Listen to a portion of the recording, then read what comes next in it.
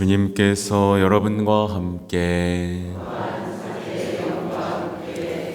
요한이 전한 거룩한 복음입니다. 주님 영광 받으소서. 그때 예수님께서 말씀하셨다. 나는 착한 목자다. 착한 목자는 양들을 위하여 자기 목숨을 내놓는다. 삭고는 목자가 아니고 양도 자기 것이 아니기 때문에 이리가 오는 것을 보면 양들을 버리고 달아난다. 그러면 이리는 양들을 물어가고 양떼를 흩어버린다. 그는 삭군이어서 양들에게 관심이 없기 때문이다. 나는 착한 목자다. 나는 내 양들을 알고 내 양들은 나를 안다. 이는 아버지께서 나를 아시고 내가 아버지를 아는 것과 같다. 나는 양들을 위하여 목숨을 내놓는다. 그러나 나에게는 이 우리 안에 들지 않은 양들도 있다. 나는 그들도 데려와야 한다. 그들도 내 목소리를 알아듣고 마침내 한 목자 아래 한 양떼가 될 것이다. 아버지께서는 내가 목숨을 내놓기 때문에 나를 사랑하신다. 그렇게 하여 나는 목숨을 다시 얻는다. 아무도 나에게서 목숨을 빼앗지 못한다. 내가 스스로 그것을 내놓는 것이다. 나는 목숨을 내놓을 권한도 있고 그것을 다시 얻을 권한도 있다. 이것이 내가 내 아버지에게서 받은 명령이다. 주님의 말씀입니다.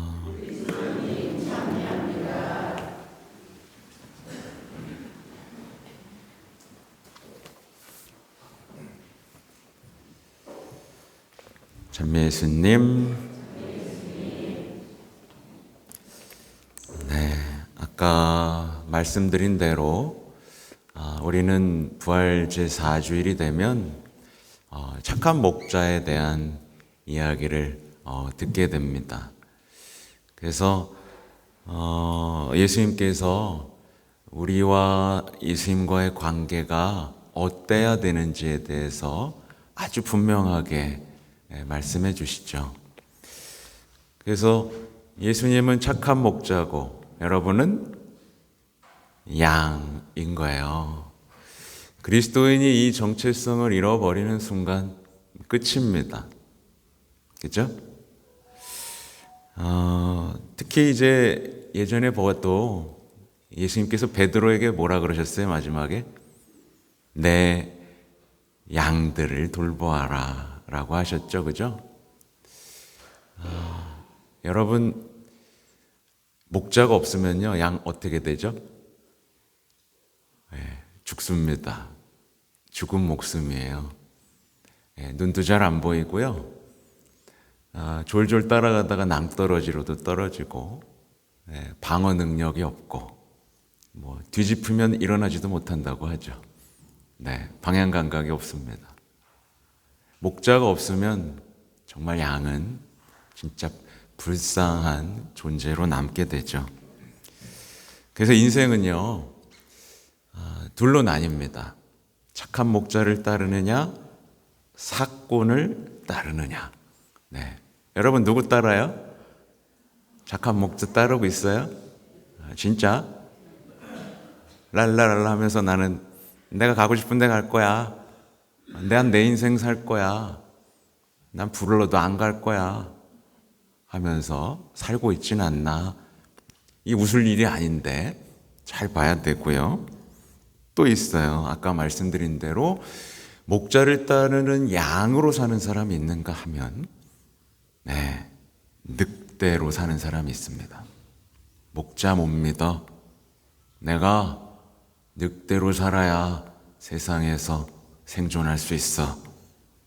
근데 늑대로 살면 여러분 목자의 보호를 받아요? 못 받아요? 못 받죠? 목자의 사랑 받아요? 못 받아요? 못 받죠? 당연히 늑대는 어떨까요? 마음이 항상 불안하고 외롭죠. 잘 보셔야 됩니다. 내가 늑대인지 양인지 정말 진지하게 한번 생각해 보셔야 돼요. 늑대로 살면요, 인생은 굉장히 외로운 생존 게임이 됩니다. 늑대가 그렇잖아요, 그죠? 외롭게 홀로는 아니죠. 또 무리지어서 뜯어먹으면서 삽니다. 누군가를 뜯어먹어야 생존하는 거예요. 누군가를 밟아야, 죽여야 생존하는 게임이 되는 거예요. 예수님의 목숨을 성체성사 모시면 우리는 누군가한테 목숨을 내놓는 것으로 살게 되는데, 누군가를 짓밟아야 사는 늑대가 되면 안 되겠죠. 늑대는 이제 보호를 못 받기 때문에 인생이 늘 불안합니다.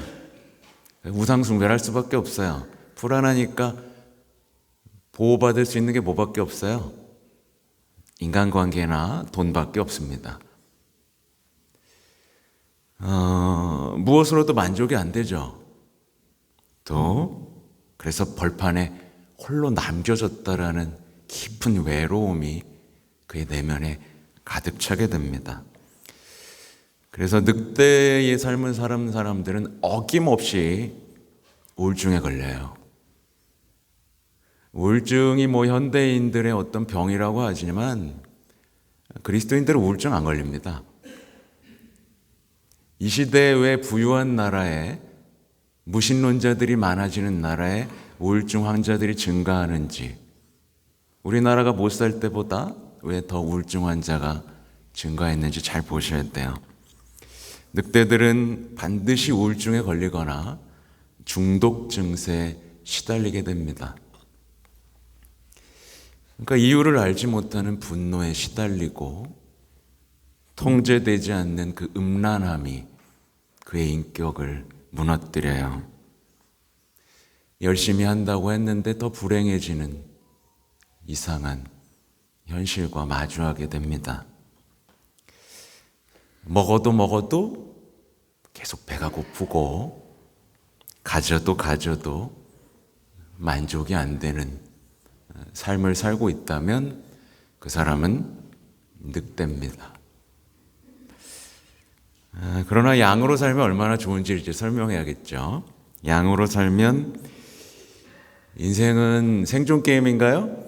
아니죠. 이제 분명한 목적지가 있는 아름다운 순례가 됩니다.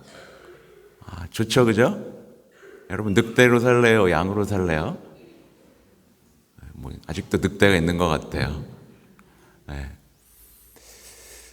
양으로 살면 목적지가 분명하죠. 목자가 앞서가니까 인생이 아름다운 이 순례가 되는 겁니다.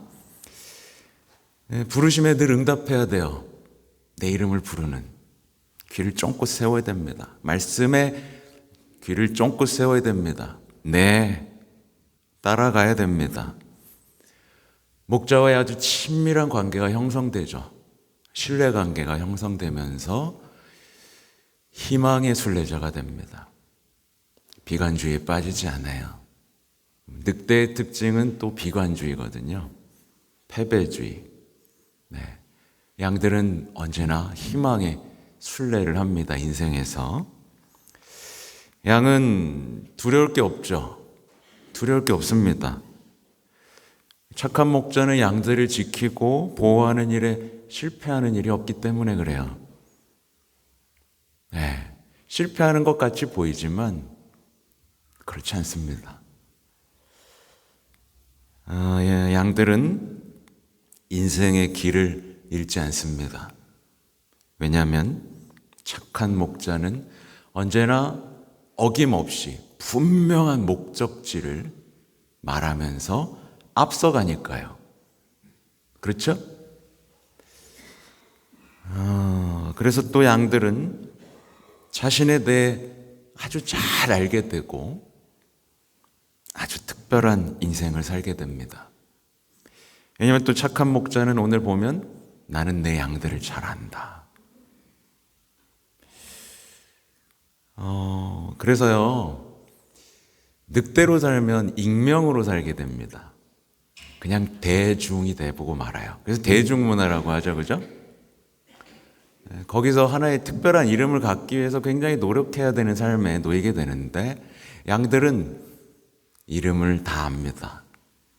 한 사람 한 사람 부르죠. 늘 돌봐줍니다. 그래서 이제 성당에 나오면서도 이제 뒷자리에만 아는 분들이 있어요. 앉는 분들이 있어요. 익명의 신앙, 그냥 떠돌이 신앙을 하는 분들이 꽤나 있습니다. 양들은 뭉쳐 다닌다고 해요. 근데 왜 뭉쳐 다니는지 아세요? 되게 이기적이에요. 안 잡혀 먹으려고 무리의 중간으로 계속 간대요. 쟤들 잡아먹고 난 중간으로 가는 거예요. 그래서 개들이 막 몰면 이렇게 자꾸 안쪽으로 가면서 꽉 뭉쳐서, 예, 공동체 핵심이 강해서가 아니라 살고 싶어가지고 이렇게 간다고 합니다. 또 양들은 더 이상 사랑받는 삶에 목을 매이지 않아요. 남들처럼 사는 인생을 위해 인생을 소비하지 않습니다. 왜냐하면 자신을 위해 목숨을 내놓는 목자의 사랑을 알기 때문이죠. 참 행복하죠, 그죠? 양들은 계명을 지킵니다. 계명을 지켜요. 그리고 성체를 모시고 십자가를 바라보는 삶에서 기쁨을 느낍니다. 계명을 무시하는 순간 그는 사건을 따르는 바보가 된다는 걸 이미 알기 때문이에요. 여러분, 계명을 미워하는 마음에 뭐가 있죠? 자신의 인생을 살고자 하는 못된 마음이 있습니다. 그리고 보통 보면 오늘날 많은 사람들이 가장 아파하면서 소리 지를 때 이렇게 얘기하거든요. 아무도 나한테 관심이 없어.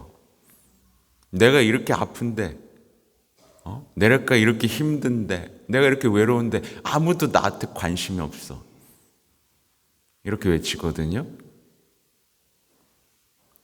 근데 여러분한테 예수님이 관심이 없어요? 인간은 언제나 배신합니다. 네.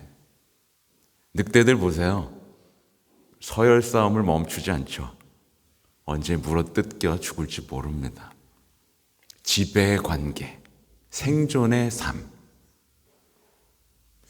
안타까운 건 이제 성당에 와서도 늑대로 살고자 하는 사람들이 있어요. 여기서 누구보다 높아지고 경쟁하고 내가 더 사랑받고, 그건 아직 목자 아래 양으로서의 정체성을 되찾지 못한 아주 불행한 신앙이죠.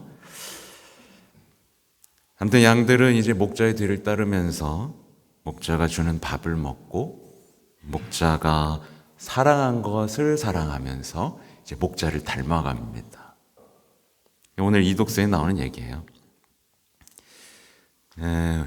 양들은요, 목자를 따르는 길이 험하다고 해서 마음을 바꿔요, 안 바꿔요?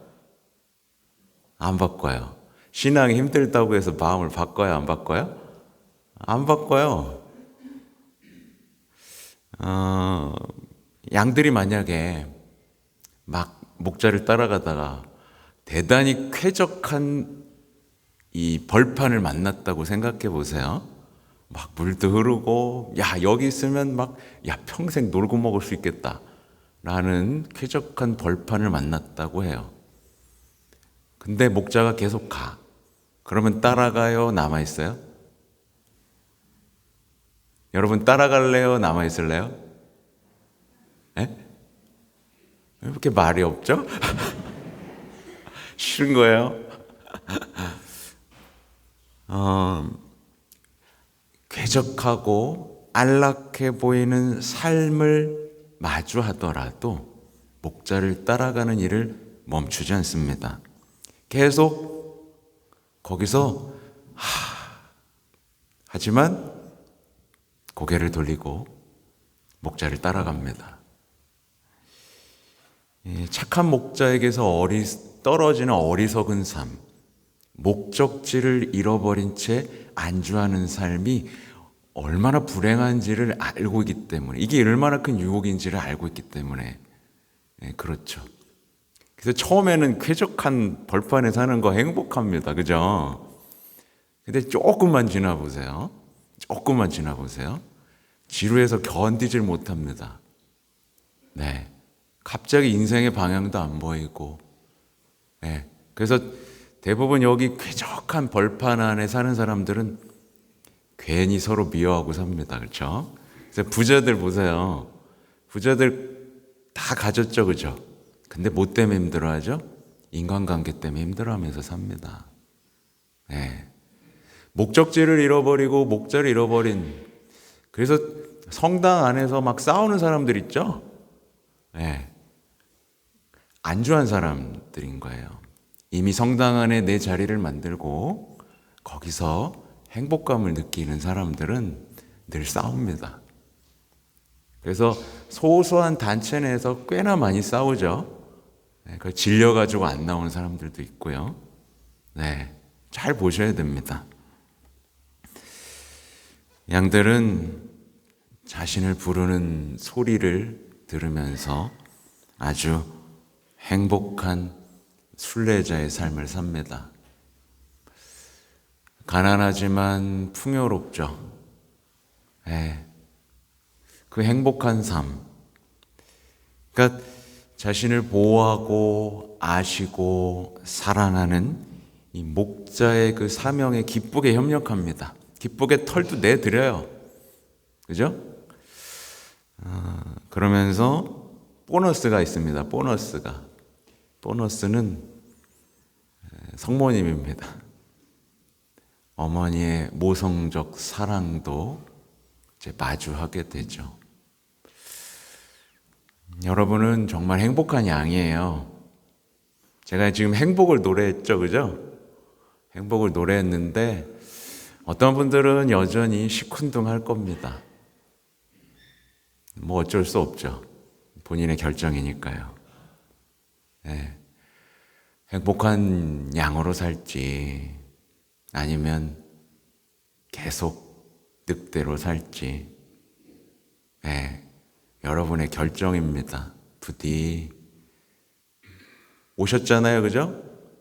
목자의 뒤를 따라 행복한 노래를 부르는 여러분이 됐으면 좋겠습니다. 아멘.